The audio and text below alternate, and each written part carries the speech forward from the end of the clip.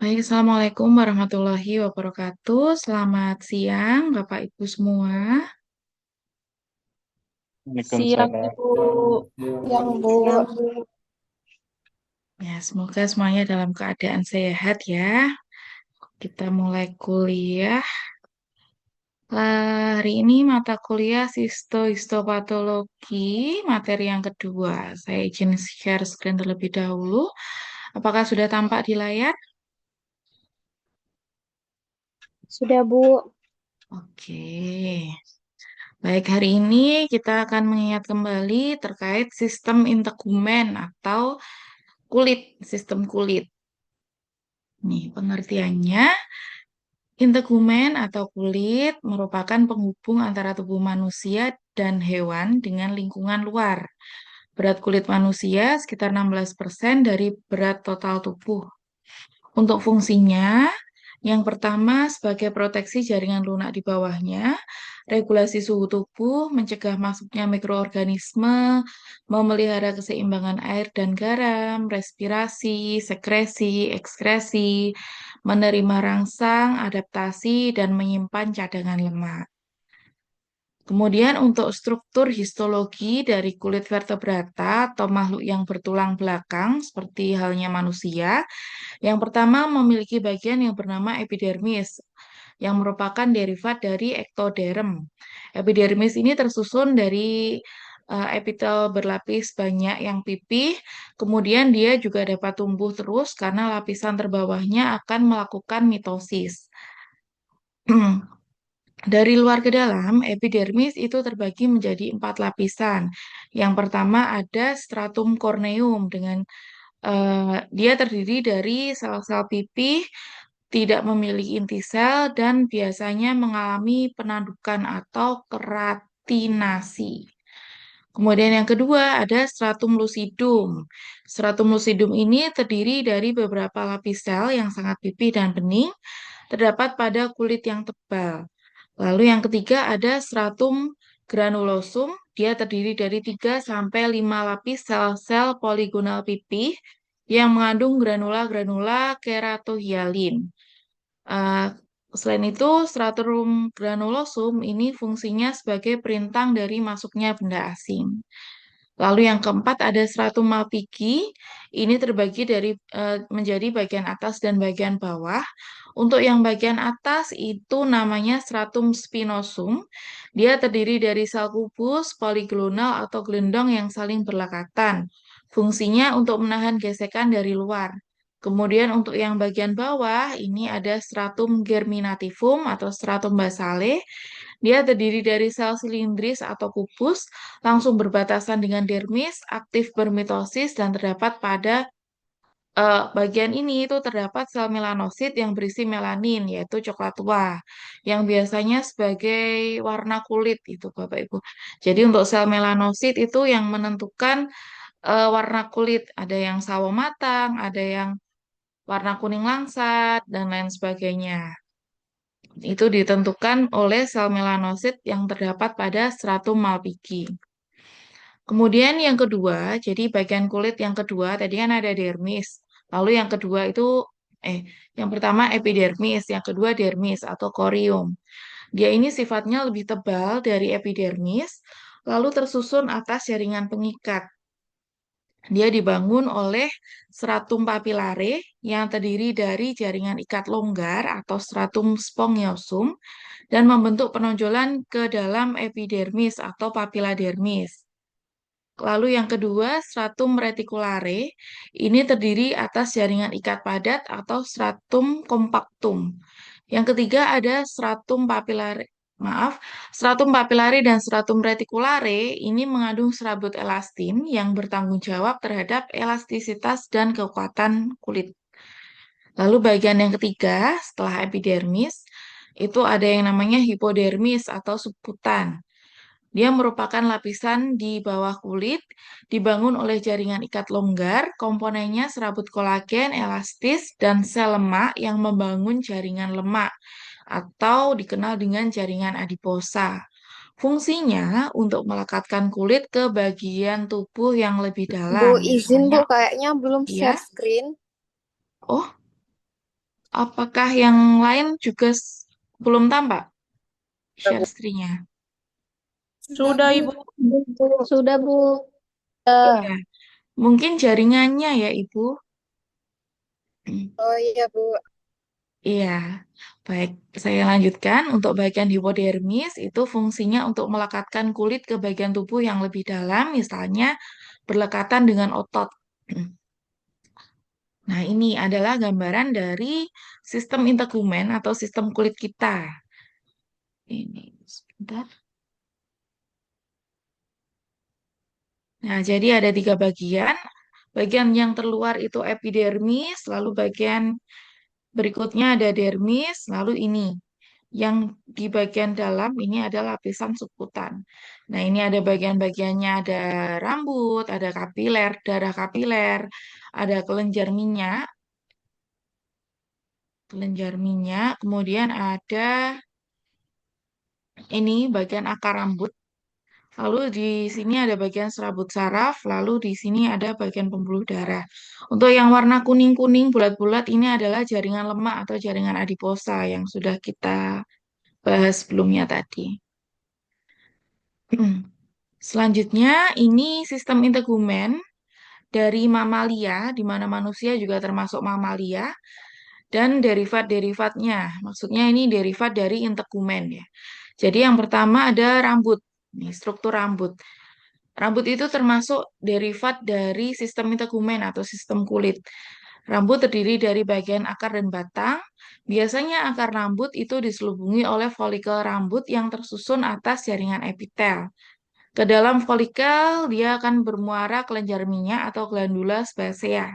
Pada bagian ujung akar rambut, dia akan membentuk menggembung yang disebut dengan bulbus rambut. Jaringan ikadermis disebut dengan papila rambut. Rambut dapat tumbuh karena mitosis dari sel lapisan germinativum. Warna rambut ditimbulkan oleh melanin yang diketahkan oleh melanosit terdapat pada bulbus rambut. Jadi selain eh, sel melanosit itu selain mempengaruhi warna kulit, dia juga mempengaruhi warna dari rambut. Biasanya seperti itu. Dia terletak pada lapisan kulit yang paling dalam.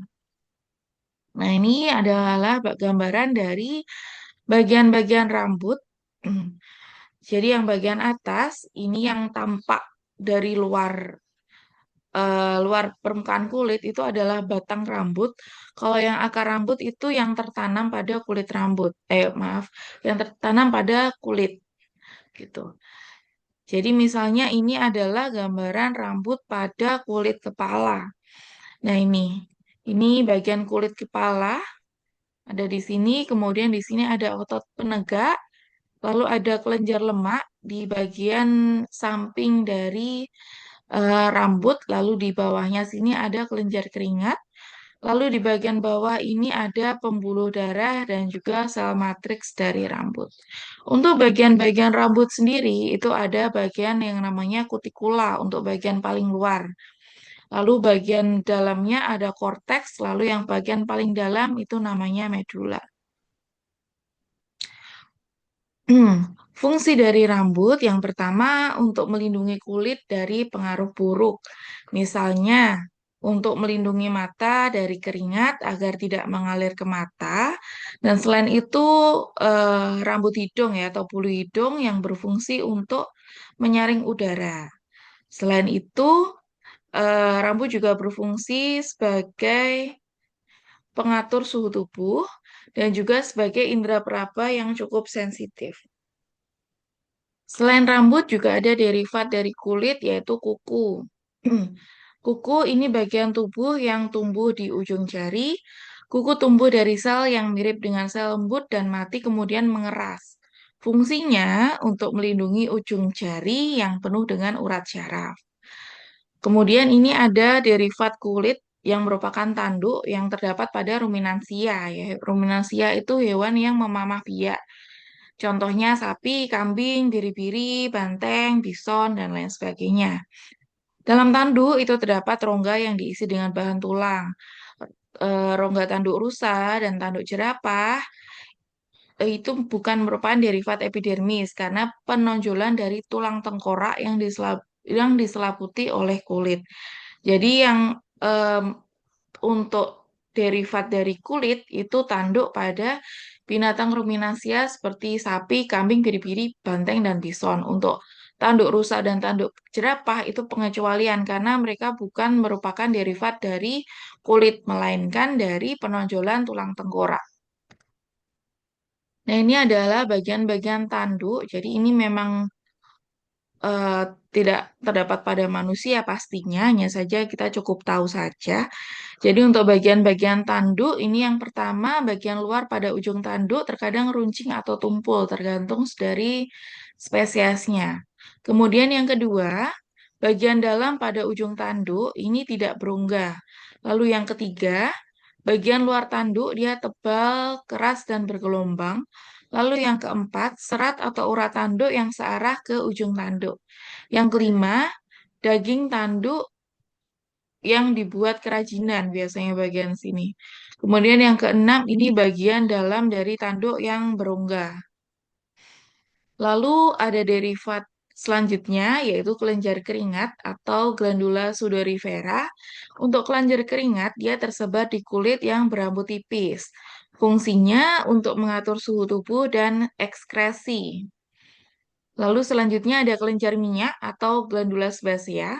Dia bermuara ke akar rambut untuk meminyaki rambut. Kemudian terdapat juga pada tubuh yang tidak ada hubungannya dengan rambut, yaitu puting susu, bibir, dan alat kelamin.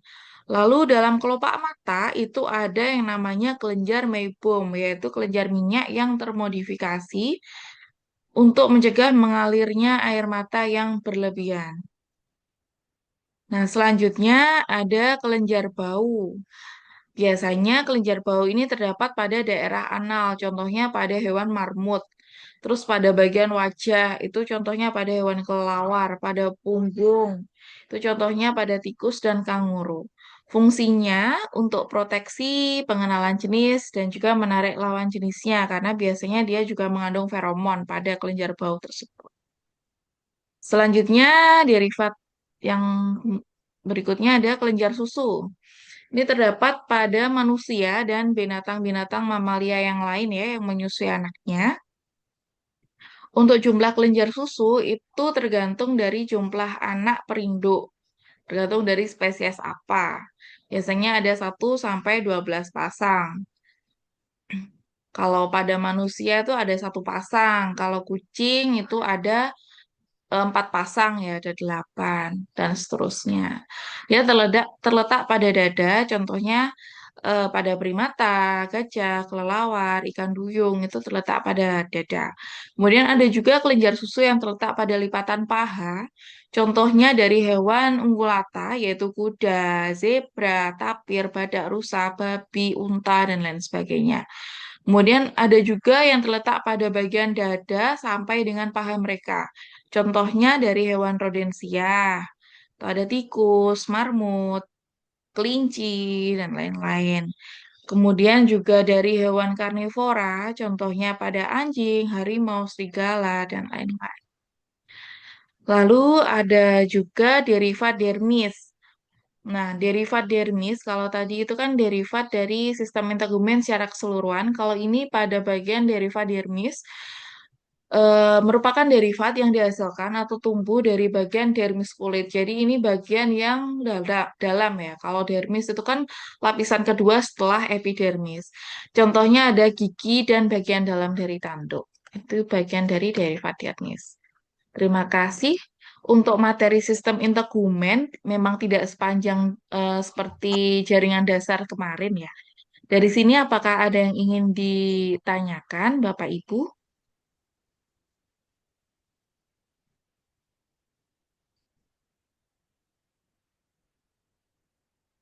Untuk materi nanti akan saya kirimkan ke Pak Samuel ya, ke ketua kelas nanti untuk PPT-nya, jadi bisa dipelajari ulang. Baik, jika tidak ada yang ingin ditanyakan, mohon untuk dokumentasi terlebih dahulu, Bapak Ibu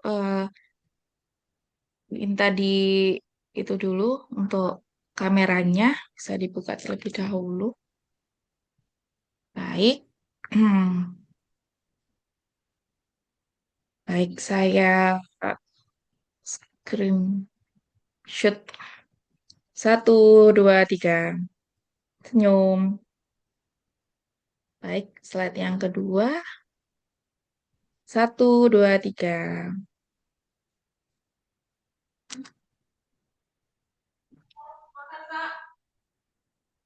Baik, baik Bapak Ibu, terima kasih atas kehadiran pada perkuliahan hari ini. Jika ada yang ingin ditanyakan, bisa bertanya melalui grup atau melalui Japri juga boleh untuk materinya dan apa namanya videonya untuk rekaman ulangnya biasanya saya simpan di YouTube ya. Nanti barangkali Bapak Ibu ingin melihat penjelasan lagi juga bisa.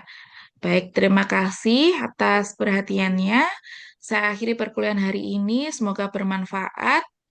Wassalamualaikum warahmatullahi wabarakatuh. Selamat siang. Waalaikumsalam. Waalaikumsalam Waalaikumsalam. warahmatullahi wabarakatuh.